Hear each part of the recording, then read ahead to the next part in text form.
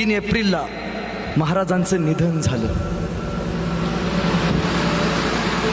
ही गोष्ट सहन करणारी नाही। महाराजांची पार्थिव उचललं। अनेक सरदार असतील, अनेकांच्या डोळ्यात पाणी आलं असेल, अनेकांनी रयतेच्या राजाला आयुष्यात पहिल्यांदा शांत पद्धतीनं झोपलेलं बघितलं असेल, अनेकांनी राजानं शेवटचे डोळे झाकलेले बघितले असतील, अनेकांनी राजांना शांत निद्रा अवस्थेत बघितलं असेल, अनेकांच्या डोळ्यात पाणी आले असेल। एक एक माणसं येत होती, त्यांच्यात एक होता हिरोजी फर्जंद, जो राजांचा सरदार होता।